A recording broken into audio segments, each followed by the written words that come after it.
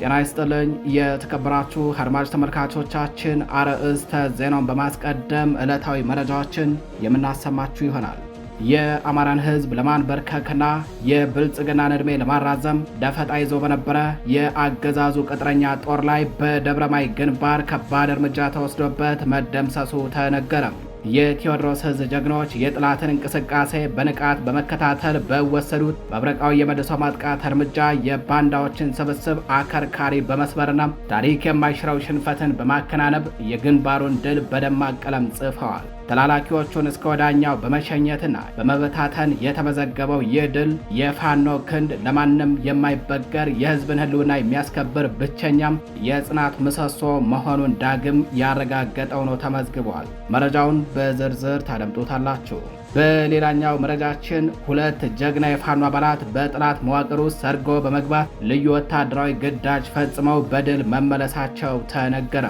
እነዚህ ጀግና አባላት ለረዥም ጊዜ በጠላት ሰፈር ውስጥ በመቆየት የአገዛዙን ጦር ስነ ልቦናዊ መፈራረስና የአመራሩን የእርስ በርስ ጥርጣሬ በዝርዝር ሲያጠኑና መውጫ መግቢያውን በመከታተል ለአሃዳቸው መረጃ ሲመግቡ ቆይተዋል። ይህ በጠላት ጦር ውስጥ የተከናወነ ወታደራዊ ኦፕሬሽን የፋኖ ክንድ እስከ ጠላት ምሽግ ጥልቀት ድረስ ዘልቆ የመግባት ብቃት እንዳለውና የብልጽግናን አገዛዝ ሰራዊት ከውስጥ በመበስበስ ላይ መሆኑን ዳግም ያረጋገጠ ሆኗል። መረጃውን በዝርዝር ታደምጡታላችሁ። ብልጽግና ሆይ ከኢትዮጵያ ናት ላይ ውረር ሲል ድምፃዊ ተመስገን ገብረ እግዚአብሔር ተናገረም።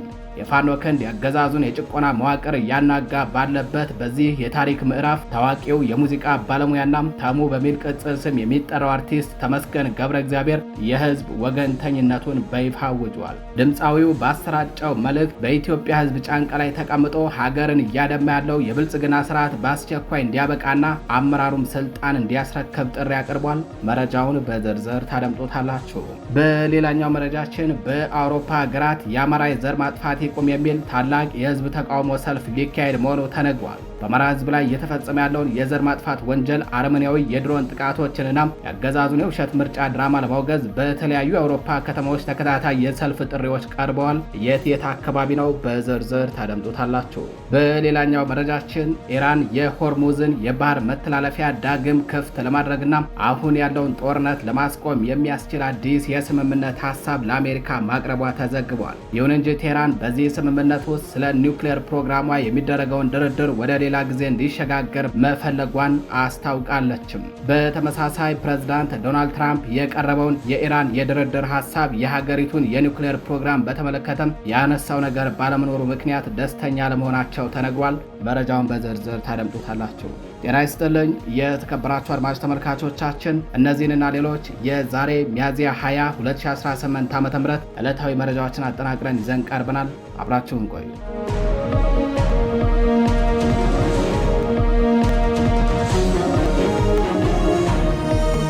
ወደ ቀዳሚው መረጃችን እናልፋለን። የቴዎድሮስ ዕዝ ጀግኖች የጠላትን እንቅስቃሴ በንቃት በመከታተል በወሰዱት መብረቃዊ የመልሰው ማጥቃት እርምጃም የባንዳዎችን ስብስብ አከርካሪ በመስበርና በርካቶችን በመደምሰስ ድል ተቀዳጁ። በአማራ ፋኖ ብሔራዊ ንቅናቄ የቴዎድሮስ ዕዝ ጀግኖች በደብረማይ ግንባር በወሰዱት የመከላከልና የመልሶ ማጥቃት እርምጃ ወገን ላይ ጥቃት ለመሰንዘር አድፍጦ የነበረ ያገዛዙ ጦርን አይቀጡ ቅጣት በመቅጣት ታሪክ የማይሽረው ሽንፈትን በማከናነብ የግንባሩን ድል በደማቅ ቀለም ጽፈዋል። ባንዳዎች ስብስብ ተበታትኖ ሲፈረጥጥ የጥፋት ተላላኪ የሆኑ አመራሮቹም ተደምስሰዋል። የቴዎድሮስ ዕዝ 102ኛ ኮር 11ኛ ክፍለ ጦር የሻለቃ ንሙት የያዛቸው ጀግኖች በጧቱ ከደንሳ ባታ ተነስተው ወደ አክታ ለመሻገር እንቅስቃሴ በጀመሩበት ወቅት ነበር ያገዛዙ ተላላኪ የሆኑ የሚሊሻና የአድማ ብተና አባላት በደብረማይ አካባቢ ደፈጣ ጥቃት ለመፈጸም ሞክረው የነበረው። ይሁን እንጂ የጠላትን እንቅስቃሴ በንቃት ሲከታተሉ የነበሩት የፋኖ አባላቱ ባልታሰበ ፍጥነት የከፈቱት የመልሶ ማጥቃት ምት የጠላትን ኃይል አከርካሪ ሰብሮታል። በዚህ ወታደራዊ እርምጃ በጠላት ላይ ከፍተኛ ሰብአዊ ኪሳራ የደረሰ ሲሆን 5 የሚሊሻ አባላት እስከ ወዲያኛው ሲሸኙ 7ቱ በጽኑ ቆስለዋል። በርካታ የአድማ ብተና አባላትም መደምሰሳቸው ታውቋል። ከተደመሰሱ ያገዛዙ ቅጥረኞች መካከል አሰፋ መላኩና ተስፋውን አለኸኝ የተባሉ የገዛ ወገናቸውን ሲያስመቱ የነበሩ የናጡት ነካሽ ዋና ባንዳዎች ይገኙበታል። የፋኖ ንስሮች በጠላት ላይ የወሰዱት ይህ እርምጃ የአማራን ሕዝብ ለማንበርከክ የሚሞክሩ ያገዛዙ ተላላኪዎች የትም ቦታ መሸሸጊያ እንደሌላቸው ዳግም ያረጋገጠ ነው። አርበኞቹ ግዳጃቸውን በድል አጠናቀው ወደ አሃዳቸው ሲመለሱ የአገዛዙ ረዘራዦች ግን በሽንፈትና በውርደት ሞትና ቁስለኛቸውን እያዝረከረኩ ወደ መጡበት ፈርጥጠዋል። የተከበራችሁ አድማጭ ተመልካቾቻችን ወደ ሌላኛው መረጃችን እናልፋለን። ሁለት ጀግና የፋኖ አባላት በጠላት መዋቅር ውስጥ ሰርገው በመግባት ልዩ ወታደራዊ ግዳጅ ፈጽመው በድል ተመለሱ። የሻለቃ ፋኖ ክንዳለምን ሰማዕትነት ተከትሎ የተሰነዘረው ይህ እርምጃም ያገዛዙ ጦር ከውስጥ የፈረሰና የሞራል ስብራት የደረሰበት መሆኑን ይፋ አድርጓል። በምዕራብ ፋኖ ብሔራዊ ንቅናቄ ጎንደር ጠቅላይ ግዛት በላይ ዘለቀ ዕዝ 206ኛ ከፍ ያለው ደሴ ኮር ስር የሚገኘው ጀነራል ኃይሌ ዘውባንተ ክፍለ ጦር በጠላት ጦር ውስጥ ሁለት የፋኖ አባላትን አስርገው በማስገባት ስትራቴጂካዊ ግዳጅ ሰጥቶ ነበረ። እነዚህ ጀግና አባላት ለረጅም ጊዜ በጠላት ሰፈር ውስጥ በመቆየት የአገዛዙን ጦር ስነ ልቦናዊ መፈራረስና የአመራሩን የእርስ በርስ ጥርጣሬ በዝርዝር ሲያጠኑና ለአህዳቸው መረጃ ሲመግቡ ቆይተዋል። ምንም እንኳን ቀዳሚው ዕቅድ ከፍተኛ ወታደራዊ አመራሮችን ኢላማ ያደረገ ቢሆንም ጀግኖቹ ፋኖዎች በወሰዱ ድንገተኛ እርምጃ ሁለት ያገዛዙ ሁነኛ ወታደሮችን በመግደልና አስፈላጊውን መረጃ በመሰብሰብ በሰላም ወደ አህዳቸው ተቀላቅለዋል። ፋኖ ሽሽጉ ንጉሴና ፋኖ ጠግ ያመኑ የተባሉት እነዚህ አናብስት አገዛዙ በህዝብ ዘንድ የተጠላ መሆኑን ወታደሩም ለመዋጋት ምንም አይነት ፍላጎትና የሞራል ዝግጅት እንደሌለው አረጋግጠዋል። ይህንን እጅግ አስቸጋሪና ስልታዊ ግዳጅ በብቃት ለተወጡት አባላት የጀነራል ኃይሌ ዘውባንተ ክፍለ ጦር ዋና ወታደራዊ አዛዥ ኮሚሽነር አበበ መልኬና ምክትል ወታደራዊ አዛዥ ሻምበል ማርያ አስራት ልዩ አቀባበል አድርገውላቸዋል። በቆይታቸው ላሳዩት ጽናትና ለፈጸሙት ጀግንነትም የማበረታቻ የገንዘብ ሽልማት ተበርክቶላቸዋል። ወታደሮቹ የጥላትን እንቅስቃሴ እያጠኑም በተለይ ደግሞ የጥላት መግቢያ መውጫዎችን እየተከታተሉ መረጃዎችን በመመገብ ሲፈጸሙ ለነበሩ የደፈጣ ጥቃቶች ቁልፍ ሚና እንደነበራቸው ተዘግበዋል። ይህ በጥላት ጦር ውስጥ የተከናወነ ወታደራዊ ኦፕሬሽን የፋኖን ክንድ እስከ ጥላት ምሽግ ጥልቀት ድረስ ዘልቆ የመግባት ብቃት እንዳለውና የብልጽግና አገዛዝ ሰራዊት ከውስጥ በመበስበስ ላይ መሆኑን ዳግም ያረጋገጠው ነው ተመዝግቧል። የተከበራችሁ አድማጭ ተመልካቾቻችን ወደ ሌላኛው መረጃችን እናልፋለን። ብልጽግና ሆይ ከኢትዮጵያ አናት ላይ ውረር ሲል ድምፃዊ ተመስገን ገብረ እግዚአብሔር ተናገረ። የፋኖ ክንድ ያገዛዙን የጭቆና መዋቅር እያናጋ ባለበት በዚህ የታሪክ ምዕራፍ ታዋቂው ሙዚቃ ባለሙያ ተሙ በሚል ቅጽል ስም የሚጠራው አርቲስት ተመስገን ገብረ እግዚአብሔር የህዝብ ወገንተኝነቱን በይፋ አረጋግጧል። ድምፃዊው ባሰራጨው መልእክት በኢትዮጵያ ህዝብ ጫንቃ ላይ ተቀምጦ ሀገርን እያደማ ያለው የብልጽግና ስርዓት በአስቸኳይ እንዲያበቃና አመራሩም ስልጣን እንዲያስረክብ ጥሪ አቅርበዋል። እባክህ ከኢትዮጵያ አናት ላይ ውረር ሲል አገዛዙን የተናገረው አርቲስቱ የአገዛዙ የመጨረሻው መጨረሻ መቃረቡን የሚያሳይ ደውል ደውሏል። አዲስ አበባን ጨምሮ በመላ ሀገሪቱ የአገዛዙ የጭቆና ሰንሰለት እየተበጣጠሰ ባለበት በዚህ ወቅት ድምፃዊ ተመስገን ገብረ እግዚአብሔር በማህበራዊ ሚዲያ በለቀቀው ተንቀሳቃሽ ምስል አማካኝነት የአገዛዙን አስከፊ ገጽታ አጋልጧል። አርቲስቱ በንግግሩ አሁን ያለው የብልጽግና አመራር መንገድ ሀገርን ወደ ከፋ ማህበራዊና ፖለቲካዊ ቀውስ መክተቱን በመጥቀስ ስርዓቱ ኃላፊነቱን ለህዝብ አስረክቦ እንዲወገድ ጠንከር ያለ ወታደራዊና ፖለቲካዊ አንድምታ ያለው ጥሪ አቅርቧል። ድምፃዊ ተሙ በአሁኑ ወቅት በኢትዮጵያ እየታየ ያለው ቀውስ ከግል ጥቅምና ከፖለቲካ ፍላጎት በላይ የሆነ የህልውና ጉዳይ መሆኑን ገልጿል። አሁን ያለው የአስተዳደር ዘይቤ የአንድን ወገን ጠባብ ፍላጎት ብቻ የሚያስቀድም መሆኑን የገለጸው ድምፃዊው ራሱም የዚያ አድሏዊና በካይ ሂደት ተጠቂ እንደነበር በቁጭት አውስቷል። በተለይ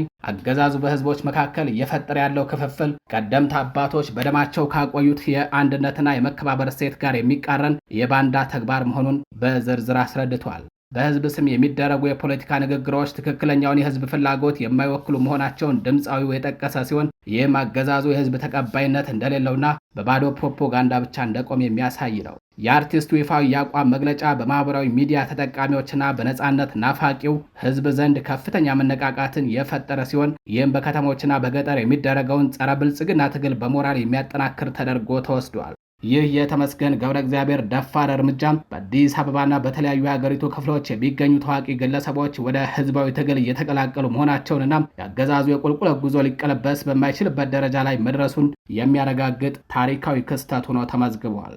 ወደ ሌላኛው መረጃችን እናልፋለን።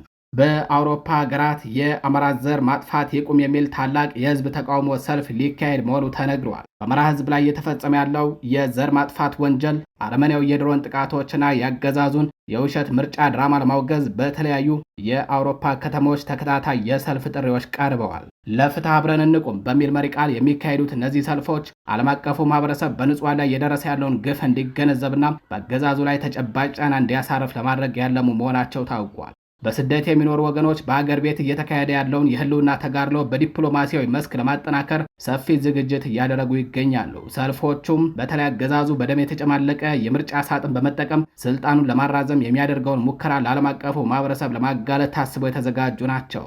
በወጣው መርሃ ግብር መሰረት የተቃውሞ ድምጾቹ የሚሰሙባቸው ዕለትና ሀገራት ሚያዝያ 23 ሜይ 1 በስዊድን ታላቅ ሰላማዊ ሰልፍ ይደረጋል። ግንቦት 3 ሜይ 11 የአውሮፓ ህብረት መቀመጫ በሆነችው ቤልጅየም ብራሰልስ ሰልፍ ይደረጋል። ግንቦት 8 ሜይ 16 በፈረንሳይ ፓሪስ እንዲሁም በእንግሊዝ ለንደን የተቀናጀ የተቃውሞ ሰልፍ ይደረጋል። ግንቦት 9 ሜይ 17 በጣሊያን ሰልፉ ቀጥሎ ይውላል። አስተባባሪዎቹ ዛሬ የእኛ ዝምታም ነገ የነሱ ጉልበት ነው በሚል ለሁሉም ኢትዮጵያውያንና የሰብአዊ መብት ተሟጋቾች ጥሪ ያስተላለፉ ሲሆን እነዚህ ሰልፎች ያገዛዙን የጭቆና መዋቅር በዓለም አደባባይ እርቃኑን ለማስቀረት ትልቅ ፋይዳ እንዳላቸው ተገልጿል። የተከበራችሁ አድማጭ ተመልካቾቻችን መረጃዎቻችን እንደቀጠሉ ናቸው። ወደ ሌላኛው መረጃችን እናልፋለን። በአማራ ክልል የተፈናቃዮች ቁጥር በከፍተኛ ሁኔታ መጨመሩንና የእርዳታ አቅርቦት መስተጓጎሉን የተባበሩት መንግስታት ድርጅት የእርዳታ ማስተባበሪያ ኦቻ አስታወቀም። የተባበሩት መንግስታት ድርጅት የሰብአዊ ጉዳዮች ማስተባበሪያ ጽህፈት ቤት ኦቻ ሰሞኑን ባወጣው መግለጫም በአማራ ክልል በተለያዩ አካባቢዎች የቀጠለው ግጭት የሰላማዊ ዜጎችን ህይወት ለከፍ አደጋ እያጋለጠው መሆኑን አስታውቋል። ድርጅቱ ሚያዝያ 16 2018 ዓ.ም ባወጣው ሪፖርት እንዳመላከተው ባለፉት ጥቂት ሳምንታት ብቻም በግጭቱ ምክንያት ከመኖሪያ ቀያቸው የተፈናቀሉ ዜጎች ቁጥር በከፍተኛ ሁኔታ ጨምሯል። እነዚህ በየአካባቢው የተጠለሉ ተፈናቃዮች አሁንም የመጠለያ ምግብና መሰረታዊ የጤና አገልግሎት እጥረት በከፍተኛ ሁኔታ እንደገጠማቸው ገልጿል። በተጨማሪም በክልሉ ባለው የጸጥታ ችግርና በተለያዩ መንገዶች መዘጋት ምክንያት ሰብአዊ እርዳታ ለሚያስፈልጋቸው ወገኖች የዕለት ደራሽ ቁሳቁስ ለማድረስ ከፍተኛ ተግዳሮት መፈጠሩን ኦቻ አስታውቋል። በአንዳንድ አካባቢዎች የእርዳታ ሰራተኞች በነፃነት መንቀሳቀስ ባለመቻላቸው የሰብአዊ ድጋፉ ተቋርጦ መቆየቱን ሪፖርቱ ጠቁሟል። ከተፈናቃዮች የቁጥር መጨመር ጋር ተያይዞም በመጠለያዎች ውስጥ የተፈጠረው መጨናነቅና የንጹህ ውሃ መጠጥ እጥረት ለተላላፊ በሽታዎች መስፋፋት ከፍተኛ ስጋት መፍጠሩን ሪፖርቱ አክሎ አብራርቷል። በመጨረሻም ድርጅቱ የሰላማዊ ዜጎችን ስቃይ ለመቀነስ ሲባል ግጭቱ እንዲቆምና የሰብአዊ እርዳታ ኮሪደሮች በአፋጣኝ ክፍት እንዲሆኑ ጥሪ አቅርበዋል። የተከበራችሁ አድማጭ ተመልካቾቻችን መረጃዎቻችን እንደቀጠሉ ናቸው። በትግራይ ክልል ውስጥ በስልጣን ላይ ባሉ አካላት መካከል የተፈጠረው ሽኩቻም ወደ አደገኛ ምዕራፍ መድረሱ ታወቀም። የአብይ አህመድ አስተዳደር የሙጥኝ ያለው የፕሪቶሪያው የሽንፈት ስምምነት በህወሓት እየተቀደደ መሆኑ ተረጋግጧል። ህወሓት በቀጣዩ ሳምንት በደብረ ጽዮን ገብረ ሚካኤል አማካኝነት የክልሉን ስልጣን ከጊዜያዊ አስተዳደሩ በጉልበት ለመንጠቅ ስለመወሰኑም ተሰምቷል። በትግራይ ክልል ውስጥ ላለፉት ወራት ሲብላላ የቆየው የስልጣን ሽሚያም አሁን ወደ ደም መፋሰስ ሊያመራ የሚችል አደገኛ ምዕራፍ ላይ ደርሷል። ህወሓት የፕሪቶሪያውን የሰላም ስምምነት ወደ ጎን በመተው ካቢኔ መልሳለሁ የሚል ግልጽ አዋጅ አውጇል። ይህ ቡድን ከ5 ዓመት በፊት በነበረው ህገወጥ ምርጫ መልሳለሁ ማለቱ የብልጽግና መንግስት በሰሜኑ የሀገሪቱ ክፍል የፈጠረው ሰላም የውሸት እንደነበር ያሳያል። አርሚ 22ና የጦርነት ነጋሪት የመቀሌው ሴራ ፖለቲካ ወደ ትጥቅ ግጭት እንዲሸጋገር አድርገውታል ተብሏል። ህወሓት በቀጣዩ ሳምንት በደብረ ጽዮን ገብረ ሚካኤል አማካኝነት የክልሉን ስልጣን ከጊዜያዊ አስተዳደሩ በጉልበት ለመንጠቅ ስለመወሰኑም ተሰምቷል። ዓላማውን በታደሰ ወረደ የሚመራውን ጊዜያዊ አስተዳደሩን በኃይል ማፍረስና ክልሉን ዳግም መቆጣጠር ነው። ህወሓት በአክሱም ባደረገው ዝግ ስብሰባም በፌዴራል መንግስቱ ላይ ጦርነት ለመክፈት ስለመወሰኑም ተሰምቷል።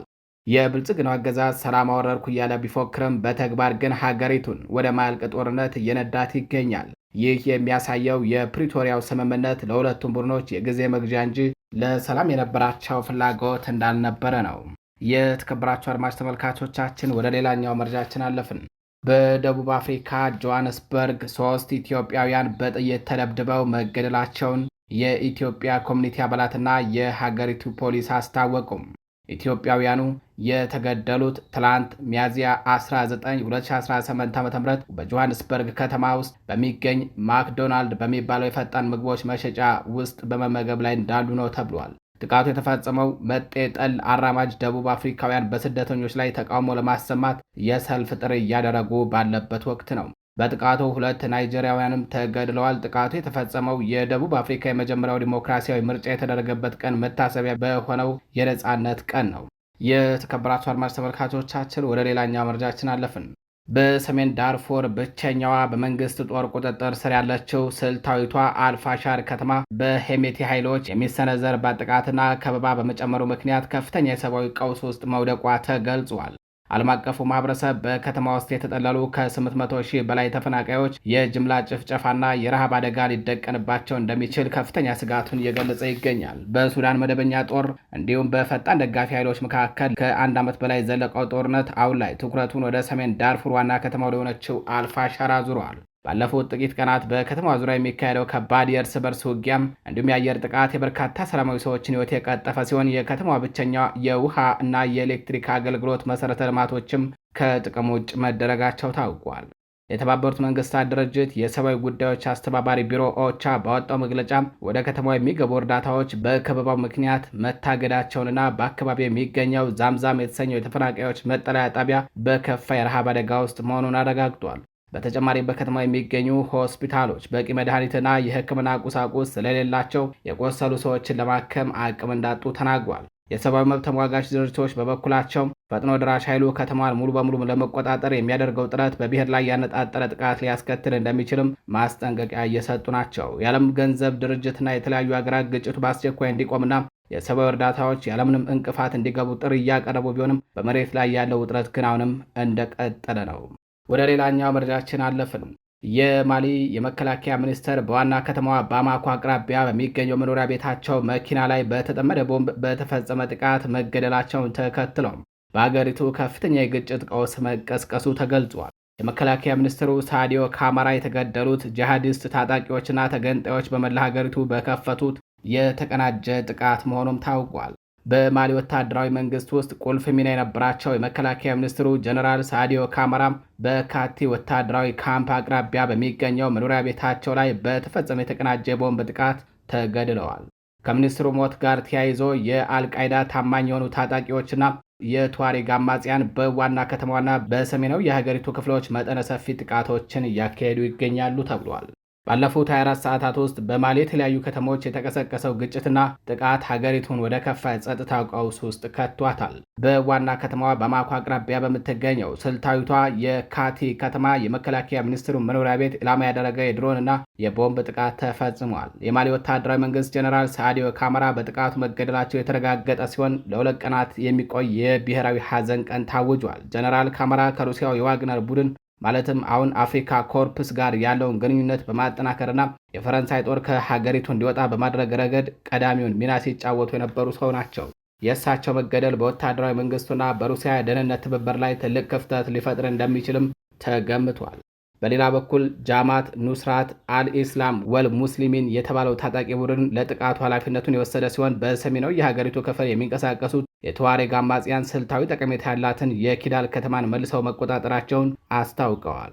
ጥቃቱ የተሰነዘረው መንግስትና የሩሲያ ረዳት ኃይሎች በሰሜናዊ ክፍሎች በሚገኙ አማጽያን ላይ ጥቃት ለመሰንዘር በዝግጅት ላይ በነበሩበት ወቅት መሆኑም ታውቋል። የተባበሩት መንግስታት ድርጅትና የአፍሪካ ህብረት በማሊ የተባባሰ ባለው ግጭትና የሲቪሎች መፈናቀል ዙሪያ ያላቸውን ከፍተኛ ስጋትም ገልጸዋል። በአሁኑ ወቅት በባማኮና በካቲ ከተሞች ያለው እንቅስቃሴ የተገደበ ሲሆን ወታደራዊ መንግስቱ ተጨማሪ ጥቃቶችን ለመከላከል የአስቸኳይ ጊዜ አዋጅ እርምጃዎችን እየወሰደ ይገኛል። ወደ ሌላኛው መረጃችን አለፍን። ኢራን የሆርሙዝን የባህር መተላለፊያ ዳግም ክፍት ለማድረግ እንዲሁም አሁን ያለውን ጦርነት ለማስቆም የሚያስችል አዲስ የስምምነት ሀሳብ ለአሜሪካ ማቅረቧ ተዘግቧል። በተመሳሳይ ፕሬዝዳንት ዶናልድ ትራምፕ የቀረበውን የኢራን የድርድር ሀሳብ የሀገሪቱን የኒውክሌር ፕሮግራም በተመለከተ ያነሳው ነገር ባለመኖሩ ምክንያት ደስተኛ ለመሆናቸውን አንድ የአሜሪካ ባለስልጣን ገልጸዋል። ቴህራን በዚህ ስምምነት ውስጥ ስለ ኒውክሌር ፕሮግራሟ የሚደረገውን ድርድር ወደ ሌላ ጊዜ እንዲሸጋገር መፈለጓን አክሲዮስ የዜና ምንጭ ስማቸው ያልተጠቀሰ የአሜሪካ ባለስልጣናትን ጠቅሶ ዘግቧል። በፓኪስታን አደራዳሪዎች በኩል ለአሜሪካ የቀረበው ይህ የኢራን ስምምነት ጥያቄ የመጣው በሁለቱ ሀገራት መካከል የነበረው ድርድር በተስተጓጎለበትና የኢራን ከፍተኛ አመራሮች በኒውክሌር ጉዳይ ላይ ምንም አይነት ማግባቢያ ማድረግ እንዳለባቸው የጋራ አቋም መያዝ ባቃታቸው ወሳኝ ወቅት ላይ መሆኑ ተጠቁሟል። ይህ በእንዲህ እንዳለ አሜሪካ ይህንን የሆርሙዝ የባህር በር የመክፈት ስምምነት ብቻውን የምትቀበል ከሆነም ፕሬዝዳንት ዶናልድ ትራምፕ በቀጣይ በኢራን የኒውክሌር ፕሮግራም ላይ ጫና ለማሳደርና ስምምነት ለማስገደድ የሚያስችላቸውን ትልቅ የመደራደሪያ አቅም ሊያጡ ይችላሉ በሚል ስጋት ተፈጥሯል።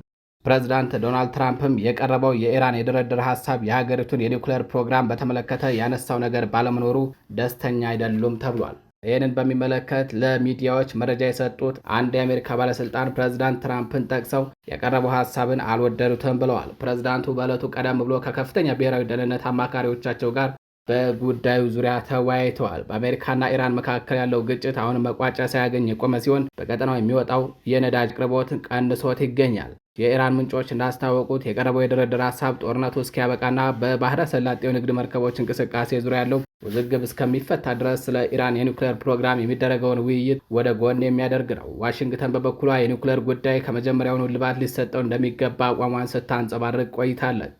አሜሪካና በኢራን መካከል ያለውን ልዩነት ለማጥበብ የሚደረገው ጥረት አሁንም አለመቆሙን አደራዳሪ ከሆነችው ፓኪስታን የተገኙ ምንጮች ገልጸዋል። ነገር ግን ትራምፕ በዚህ ሳምንት መጨረሻ ልዩ መልእክተኛቸውን ስቲቭ ዊትኮቭን እና አማቻቸው ጃሬድ ኩሽነርን ወደ ፓኪስታን ዋና ከተማ ኢስላማባድ ሊያደርጉት የነበረውን ጉዞ መሰረዛቸውን ማሳወቃቸውን ተከትሎ የሰላም ጥረቱ ዳግም ይጀምራል የሚለው ተስፋ እየመነመነ መጥቷል። በተያያዘ ዜና በኢራን ላይ የተጣሉ ማዕቀቦችን በጣም በቅርቡ እናነሳለን ሲል የአውሮፓ ህብረት አስታወቀም። የአውሮፓ ህብረት በኢራን ላይ ጣለው ማዕቀብ ለማንሳት ማሰቡን ገልጿል። የአውሮፓ ህብረት ኮሚሽን ፕሬዝዳንት ኦርሱላ ቮንደርሊን እስላማዊ ዘብ ሆርሙዝን ለመክፈት ቢስማማም ባይስማማም ማዕቀቦችን በፍጥነት ለማንሳት እያሰብን ነው ብለዋል። ቮንደርሊን በኢራን ላይ የተጣሉ ማዕቀቦችን በጣም በቅርቡ እናነሳለን ሲሉ ተናግረዋል። ፕሬዝዳንቷ የኢራን መንግስት የእኛን ቁርጠኝነት አይቶ በዜጎች ላይ የሚፈጸሙ ጥቃቶችን ማስቆም ይኖርበታል በማለት ቅድመ ሁኔታን አስቀምጧል።